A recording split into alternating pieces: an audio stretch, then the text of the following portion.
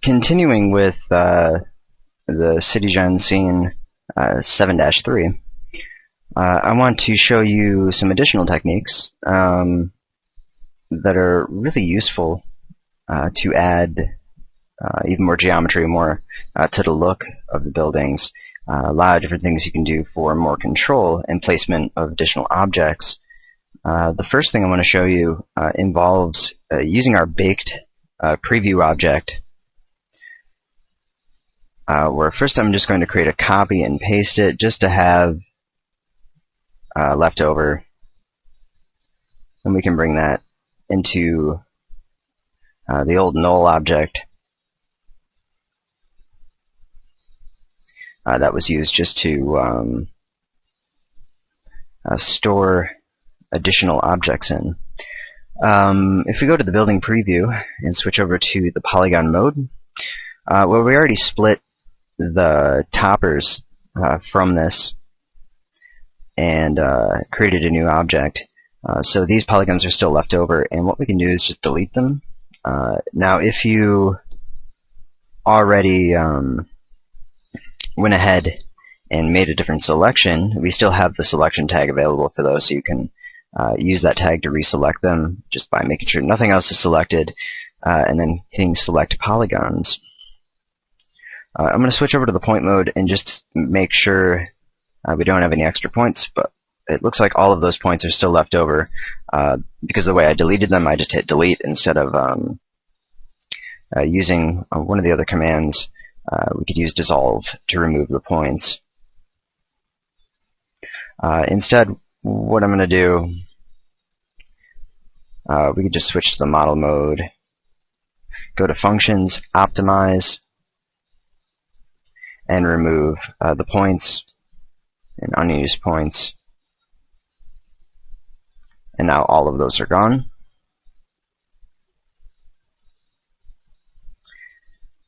So we could also turn on the preview of the toppers so that we can see them in the scene.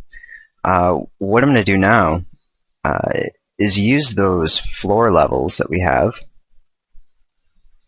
in the individual floors and create some extrusions that we can use to randomize the buildings even more. And if we open up the MoGraph menu, or from the top, I've just got mine in the interface, what we're going to do first is add in the PolyFX. And what this will allow us to do is modify the polygons as individual clones. Add that to our building preview, which we're going to end up rendering. So we're now going to call this building frames.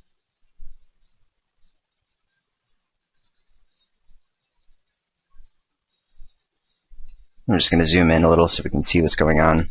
So we can use the PolyFX to modify every single polygon. If we wanted to change scale, what we have is with point 2 on the Y, we're reducing to more of kind of a framework look, keeping in mind that these are being reduced to the centers, which might cover up some of the windows, so you might have to either adjust the windows or you can modify the position of these polygons.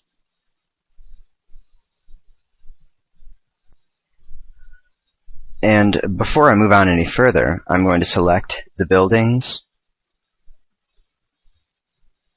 So going over to the polygon mode, and I'm going to switch to the rectangular selection, turn off only select visible elements, and just select all of the polygons and set up a new selection.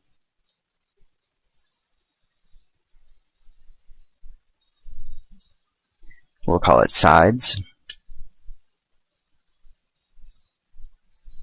And go back to the model mode.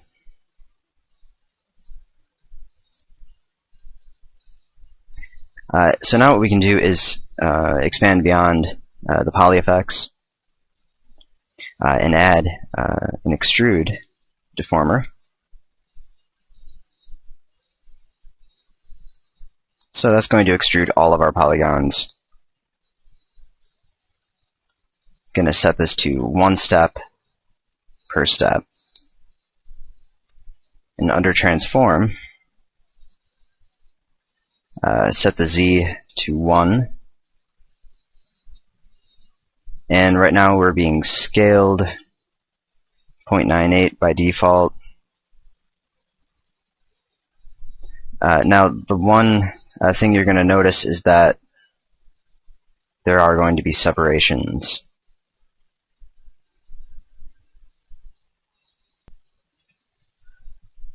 So the advantage of using just the normal extrude for all of these polygons, so if we were to go to structure and select extrude with the polygon selected and just apply that action, there is the ability to set an angle limit, and that way we can extrude the polygons together so that we don't have that separation. But otherwise what we can do is increase the scale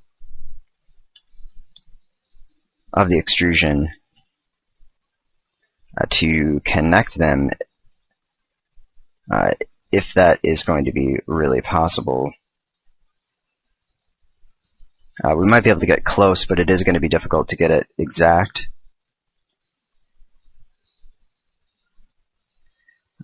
Just because of the different scales of the polygons. So we can see what's happening. It might be easier to perform an extrusion around a different axis, maybe to get them connect.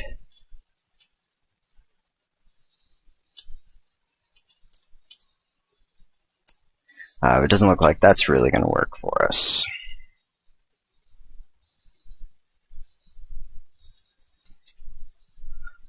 So we're just going to keep it like this for the moment.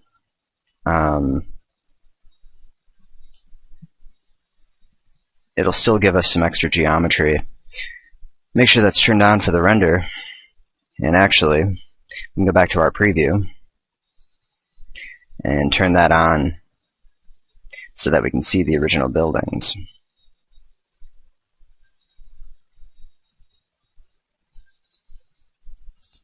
So I do want to add one of materials, or we can set up a new material for this. We'll just call this edges for now. These aren't very complex materials. It's just really to give us an idea of what it looks like at the moment.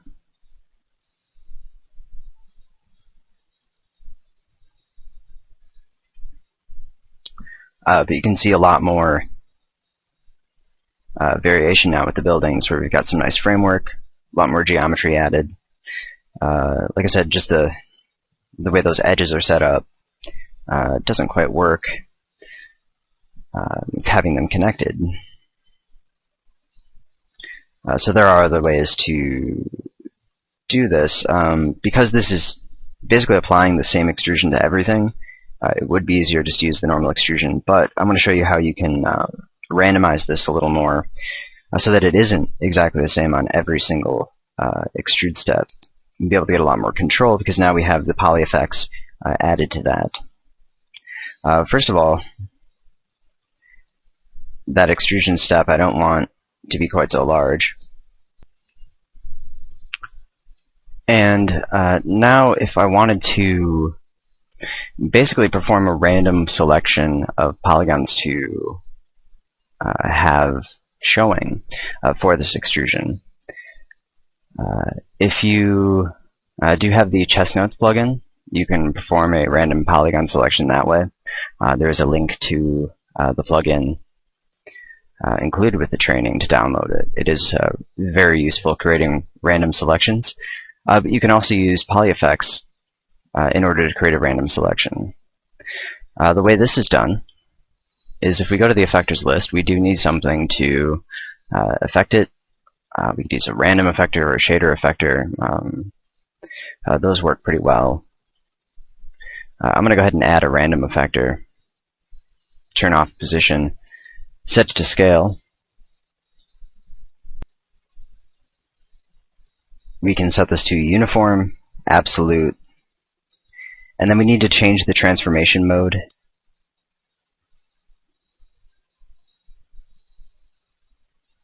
Basically we want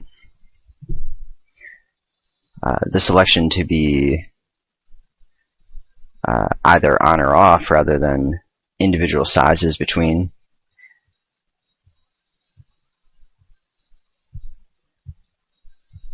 Right now with the remap, it's scaling everything to 0.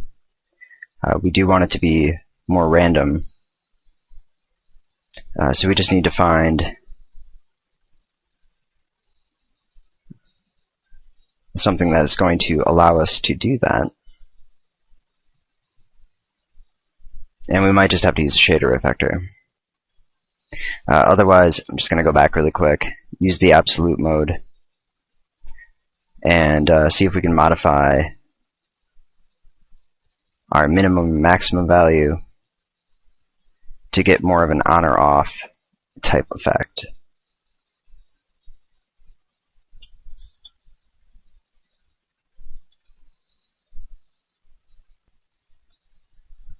And I do like the random effector just because it is a little quicker to process, but it looks like the shader effector is going to be needed for this.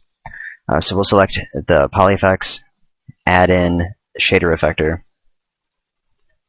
and set up the same thing as we had before, a scale of 0, absolute scale, remap, and then set up a shader, adding in a noise,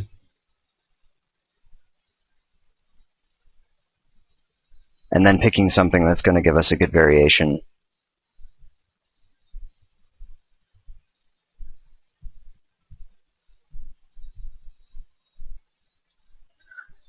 Now, because the overall scale of this per floor, it is a little difficult in order to get exact amounts throughout. And if we take a look, turning up the contrast of the shader all the way is obviously essential because we don't want anything in between in order to create an in-between value because we want it either there or not there. So we can see now just kind of random framework showing up in different areas. And the settings I have for this are obviously turning the contrast up all the way for the noise. Under the parameter, instead of using uniform scale, I have the X scale being modified. Transform mode is set to absolute, so -1 on the X. Under effector, the minimum is set to 0. If we set that to -100, then we're going to have areas scaling outside of the bounds, getting too large.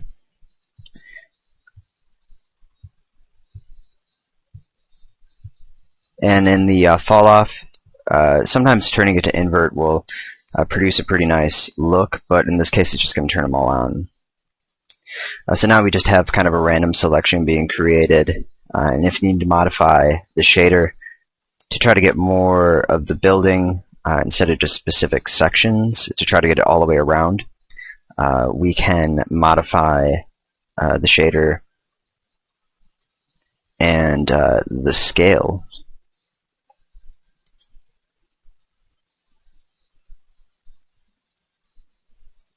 Setting it to 0 on specific axes can produce some pretty good looks, depending on the type of noise you're working with.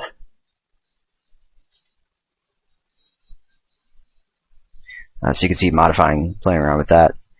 You can get some pretty interesting looking overall turnouts. But what I have now is relative scale 0 on the X and 0 on the Z, and then 25 on the Y. So now we have those rings going around all the way around the building to be a little more consistent so they're not being cut off.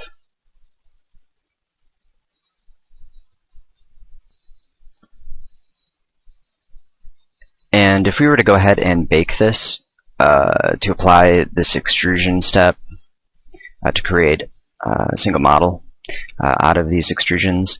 I do want to note you will want to optimize it, because those polygons that are set to 0 and being removed right now are still in the scene. They still will be part of the model, so if you optimize it, it will delete the extra geometry. Because the rings that aren't showing are just still there. They're just not being shown because they are set to 0. Another way to set this up, instead of using the PolyFX, we could also modify the extrusion to either extrude or not to extrude. And for that, what we're going to need to do is modify the PolyFX, or modify the polygons using PolyFX to make them go inside of the building first, because otherwise the non-extruded steps may still show. So I'm going to save out a new version of this, and then we can switch that over. So what we want to do is basically still have all of these polygons. For now, we'll just turn off the shader effector. And we can turn off the extrusion. So you can see that those polygons are still going to show. And they are intersecting, so that will cause problems. So what we need to do is transform the position in order to go into the building. So we're going to modify the Z scale, or the Z position, on the Z, -0.1. And if you need to go a little smaller, we can. But if we turn on the extrusion, we should still see our extrusion step showing with everything going through. So now what we want is to remove, or we can just turn off the effector of the shader on the PolyFX, go to the extrude, and we might be able to use a random, but I kind of want the same look where we have those strips as before. So I am going to use the shader effector, add that in, we can turn it on, and now turn off the scale mode and set it to visibility. And that performs basically the same operation. So a couple of different ways in order to perform the same step.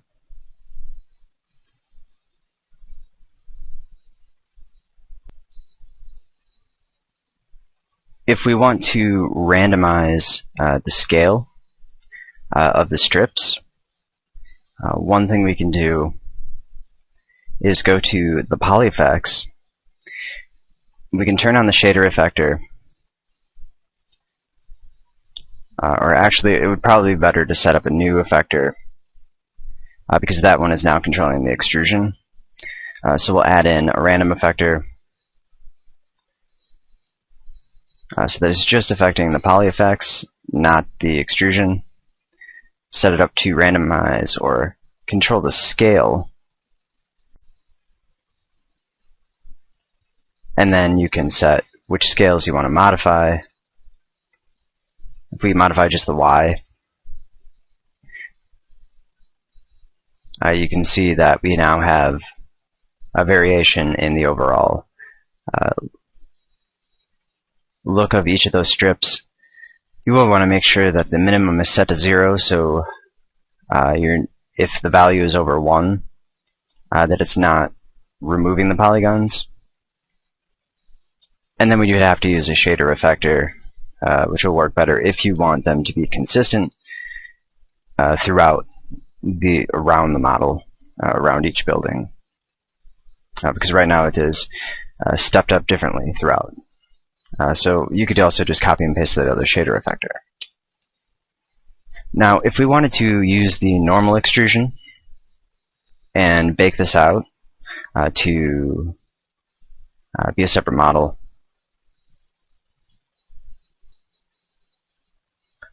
we do need to use the PolyFX method. So we'll turn off the extrusion, go to PolyFX, turn on the effector, set it back to the scale mode. And just to check and make sure it's working,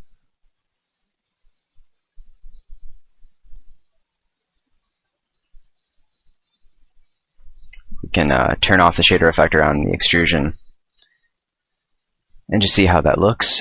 So we're going to go ahead and bake this. And what we want to do is remove the extrusion. And for the PolyFX, we want to remove the transformation on the Z position. We're going to keep the scale. And then we can select the building frames, right-click, current state to object, and then we can turn off the building frames from the view. Take this new object, you can apply the material over it, and as I was saying before, we still have all of those other polygons in there. So we can't just extrude it, because what's going to happen is those small little polygons will also be extruded and will create artifacts. So what we want to do is, if we switch over to the polygon mode, we can see those small lines, and we just want to make sure that those are not going to be part of it. So what we can do is optimize. So deselect everything, go over to the functions, optimize, and just with the default settings it should work out okay. If not, looks like maybe in a few areas there are still some showing. Optimize, we can increase the tolerance. Maybe not too much, we'll just have to try it in different steps and see. It looks like that worked pretty well. So now with the polygons we can go to structure, extrude, minimum angle 0, subdivision 0, and change the offset. Or actually, minimum angle needs to be set to 360. And that way, they'll be joined up together. We don't have those split sections in between. So now we just need to set the offset to be whatever size we want. 0.5 is what we had before. And then we basically have that finalized. So now, still using the PolyFX, we can set it up manually and not have those individual separations. But it was still a good way to judge how it was going to look before we went ahead and edited it. So you could delete the other building frames, or keep it if you want to create another set of frames. And looking at a render, we can see it looks much better not having those splits on all the edges. And we can still increase the geometry, because we will want to have the edges basically beveled to pick up more on the highlights. An easy way to do that is just to add the extrude deformer and do one small step extrusion throughout. I'm going to go ahead and keep it where it is at the moment. That's also something that can be applied to the buildings. One final extrusion step, just to extrude everything. Once again, because of the building levels, that can sometimes cause problems because it will create a line throughout.